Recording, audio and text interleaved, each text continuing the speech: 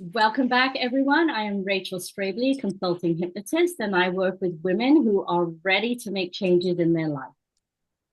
Good morning. I am Rachel Schemmerling, wellness inspired interior designer, and I should add slow living lifestyle enthusiast, which I've not added before, but we are Rachel and Rachel, where everyone needs a little R&R. And Oh, we are both excited today to welcome Jessica Dean. She is an intuitive eating counselor. Jessica, tell us a little about yourself.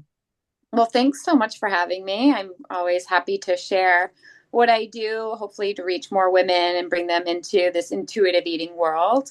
I'm a registered dietitian. I've been a dietitian for many years, at least 10. My career's ebbed and flowed over the last 10 years from like traditional dietetics where it's like focused on weight loss. I worked in bariatric surgery for a little while and then transitioned into this more intuitive mindful eating, which feels so much more aligned with who I am and how I like to practice. So I run a private practice in Guilford, Connecticut. We also have space in Madison. So we reach lots of different areas of the state and also outside the state, bringing lots of women into our sphere so we can just heal them and help them feel better about their body and the way they're nourishing themselves.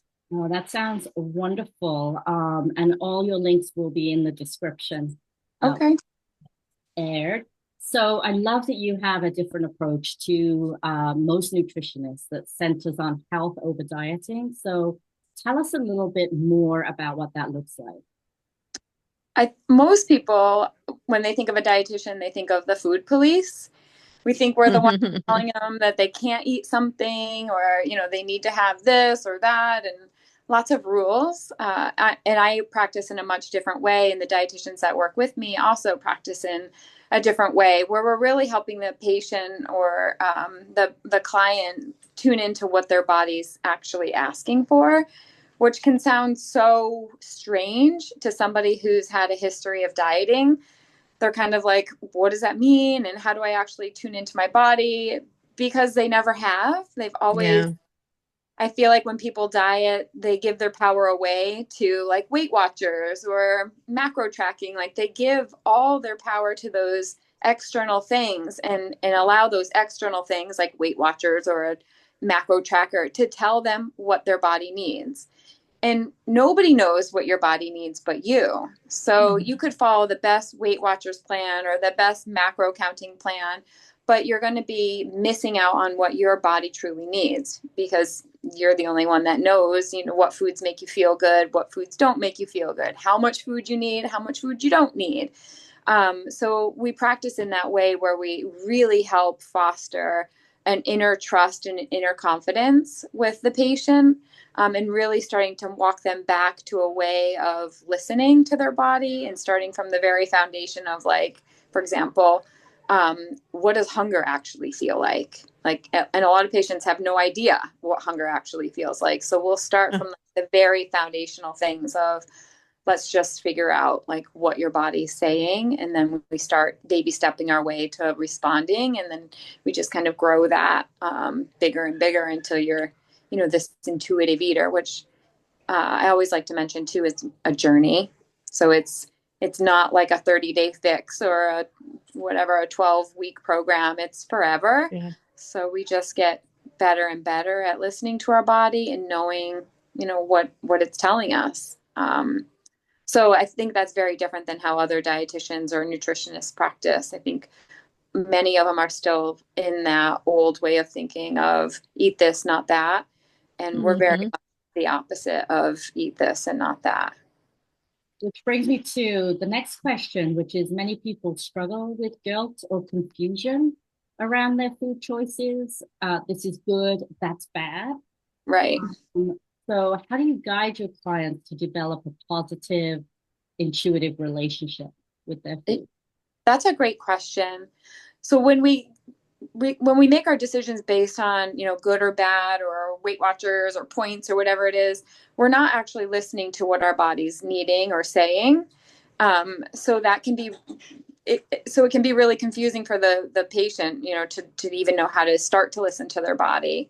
Um, So when someone's struggling with like, oh, I had an ice cream and I feel really bad about it, we might sit and talk about it a little bit. Like, what makes you feel bad about having that ice cream? And it will slowly start to come out like, oh, when I was younger, I was told ice cream was bad or would make my body weight change. And, we start to really understand what's underneath the shame or the guilt around the food. And that way we can start to dismiss, like, is that actually true? Like, are you actually bad when you have an ice cream cone? Like, that doesn't make you a bad person, right? And it's definitely not something to feel shame around, right? Like if you did something horrible, like hurt a person, like, okay, maybe we feel shame and guilt about that. But having an ice cream cone or an extra scoop of mashed potatoes or whatever, right? That's not shame worthy. So we really have to like pull those things apart of like, do these actually make sense? Should we actually feel guilty about it? It doesn't erase the feeling that the patient has in their body. Like they still may feel a twinge of like, oh, I shouldn't have done that. But we're giving them the tools that they can start to kind of challenge the thought and push back on those old narratives. And so we do that a lot with our patients. Yeah. Thank you. That's awesome. And it really, it's like, it's holistic living. It involves nurturing, right? And nurturing their body, mind, and spirit. And that falls right in line with that. That's so awesome. I love that approach. So what are some non-food practices or rituals that you recommend for supporting a healthy lifestyle within your practice? When our patients start to work with us and we check in, every week or every 2 weeks with them, I have them fill out a form of non-weight, non-scale victories. So we're shifting the focus off the external, like your pant size or the scale number or whatever, to the internal. And so we start to practice things and identify things that make you feel good, so were you able to go get an ice cream without feeling guilt or shame? That's huge. Were you able to say no to an event that you really didn't want to go to because your body was feeling out of alignment, right? That's a win. Yes. So yes, we, I'm a dietitian, so our focus is food. But when we start to listen to our body, and you probably see this in your work too, you can't ignore the information that it's giving you in other areas of your life. You know? And so we start with intuitive eating. It leads to intuitive living. Yeah. And so we really want them to foster, what are you feeling when you go into this environment? What is your body telling you there? What is it saying over here? And so we really help foster that connection. And that's really important too. So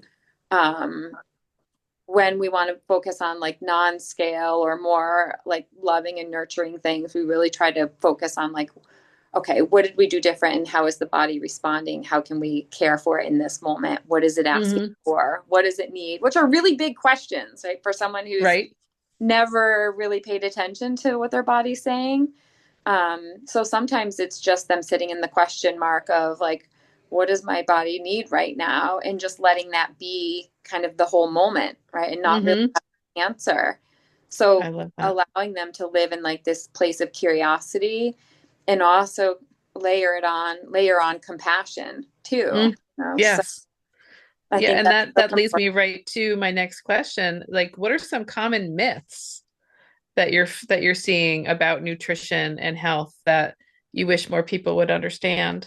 Yeah, it's not all or nothing, right? We're not either on the wagon of eating healthy or off the wagon. I'm like, there is no wagon, right? So get rid of the wagon. There's no wagon, right? So eat all foods, which people are like, we cannot eat all foods. I'm like, you can eat all foods. Yeah. We really have to stay connected to how that would feel. If we ate Oreos all day long, you probably aren't going to feel very good, but if you had one at lunch, you'd probably feel fine, So I think we have to realize it's not all or nothing. There's so much gray.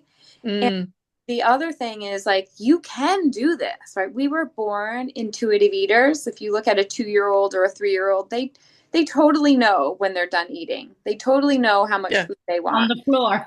Yes. Yep. When they're done, they throw it, right? So it's in us. It's in us. And we just have to like dust off all the old narratives and get rid of all that old, like finish your plate. Garbage. Yes. Yeah. And start to get back to like do I actually need to finish my plate? Like, where did Right. I learn that I needed to finish my plate? Do I Hmm. want to finish my plate? Like, and Exactly. then we have to really start to dig into those like old narratives to see, like, do they actually line up with what I want and what I need? Maybe, Mm. but maybe Hmm. not too. And so I think we have to look for the gray. It's not black and white when it comes to It's healthy eating. fantastic. Um, and So, the other thing I'd like to add is mm, a lot of times I hear that people associate like a body size with being healthy, and that's not true either, right? So there's right. health and weight. There can be a correlation, but it's not causation for disease, right? We see people in Mm, small bodies that have horrible diseases or diabetes or heart disease, and we see people in larger bodies that are completely healthy and running marathons. So we yeah. also have to dismiss the idea that one body size equals health, because it's not true, and we can just look around us and see that Hmm. bodies are in different body sizes are healthy and different body sizes are unhealthy. It's Right. not mutually exclusive. Health doesn't equal weight. It seems like it's going to take a long time to get that sort of common thought process to go away and become the norm. But if someone feels overwhelmed by all this conflicting health advice, what's one simple holistic step that they can take today to start feeling better in their body and their mind? I would just even start with, I love meditation, and I think breathing is really helpful. So if they're feeling Mm, overwhelmed with like all the noise of dieting going on around them, actually one of my meditation teachers said this to me a long time ago, and I'll never forget it. When I started going through this journey of intuitive eating, I was also deep into meditation, and just healing work. And mm, one of the things that my teacher at the time said, she said, just lay on your bed and let the feeling rush over you, right? Like, don't try to push it away. Don't try to like analyze, right. lay down and just kind of visualize the thought or the feeling or the emotion, really kind of like riding the waves of your body until it moves through and then letting it Mm, pass. And I think that can be really helpful in lots of different situations. sure. But for somebody who's like feeling overwhelmed, whether it's like, what they're going to eat for dinner or their body weight or whatever it may be, really trying to sit in like a bubble of compassion and letting the emotion kind of ride through you. Um, Yeah. when we've tried to push it away, it just pops. It's like whack-a-mole. It's just going to pop up somewhere else. Right. So So true. we need Manifests to just itself let in it different ride. ways, Yep. Yeah. And you guys probably see that too. So it's, for sure. and then like specific nutrition suggestions, I would just say like make sure that you're eating every 3 to 4 hours. Hmm. But we have to build trust within the body.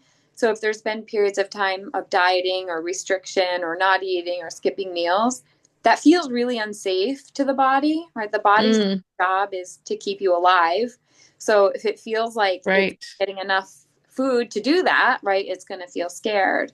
So we really want to start with nourishing it, almost like I think of it as building like a deep friendship with your body. How would you build a deep That's friendship with? beautiful. Oh, thanks. Like, Yeah. how do we build a friendship with a person? Right? We spend time Uh-huh. with them, we love them, we nurture them, we let them know that we're there, like asking them what they need. Right? We want that same deep relationship with our body. So throughout the day, like, what do I need? What do you need? Do you need food? Do you need rest? Do you need Hmm. just asking? And you may not get answers because it's maybe such a foreign question to ask your body. But the more you ask it, the more likely you are to get an answer from it. So I would say, like, start with just, okay, you need to eat every 3 to 4 hours to build that trust with your body that Mm, you're going to give it energy. I don't even care what it is in the beginning. It could be a cheese stick, it could be a cracker, it could be, it's just kind of like yeah. dropping some love, right? Like, I hear you, I see you, I'm giving you food. And then really tapping into the body throughout the day of like, okay, I'm going to give you some food. What else do you need? Do you need Mm, a walk? Do you need a phone call with a friend? Do you need and just asking the questions. So those that's are, fantastic advice. Wonderful. I just want to quickly ask before we wrap things up. How do you suggest people celebrate? Like we see Mm, as going out for food, having some alcoholic beverages, mm. how do you suggest that people celebrate without Good food and question. alcohol being a part of it? Yeah, that's a great question since it's summer and there's like barbecues and graduation parties and all the fun things. We shouldn't be scared of food, right? Food is just kind of part of our life, and it's not something that we should be scared to enjoy or have, to have a party. The So, milestone with your nutrition goal, and you want to celebrate yourself. yes, yes. So I think not being afraid of food is important. Mhm. And then I like to talk to my patients about emotional eating, which isn't just sad, right? It's also Mm, celebration, similar to what you're saying. And so true. really being like having those, I always think of it as like you want to kind of have a toolbox of things, right? When we're sad, we have a toolbox of like call a friend, meet a therapist, go for a walk. When we're happy, maybe like go out to dinner, maybe it's take a walk, maybe it's see a movie, maybe it's get a pedicure. Like what's in your little toolbox for these different emotions, because we want to make sure that it's not just one thing. So it's not, Mm, don't just celebrate with food. Maybe we also celebrate with just, I don't know, going to the beach and hanging out, right? No food involved. So I think when we're starting to challenge the old narratives, we also have to look at what are the other tools that we have in our toolbox to help us, because mm, we can't just white knuckle our way through change. We have to have these other things that are going to help us along the way, right? We have to replace, if it's we're used to celebrating with food, we have to replace that with something else. We can't just mm. get rid of it. Redirect. Yeah, I mean, almost like a little kid running towards the road. You're like, nope, over here, right? You might Uh-huh. actually get it. And that's the same with us. It's like maybe the initial response is we celebrate with pizza and ice cream, and we have to be like, no, actually, what feels best in my body and what best aligns with my health goals is not doing that, but maybe just still gathering with friends and family and going to the beach and watching the sunset, and Mm, just kind of redirecting that's until it becomes fantastic. the normal. Wonderful. Well, this has been really insightful. Thank you so much, Jessica. Oh, my pleasure. Thank you for having Great me. advice. Today. Thank you. Uh, of course, if you enjoyed what you heard today, please like, please subscribe. We'll be having more interviews coming up over the next couple of months. But Jessica, thank you so much. All Thank you. the information will be in the description. You can reach out to Jessica anytime. And Awesome. Thank you. I Thank enjoyed you. being with you both. Thank you. Everybody needs a little R&R, so I appreciate That's it. right. All right. Have a good rest of your thank day. you. Thank you.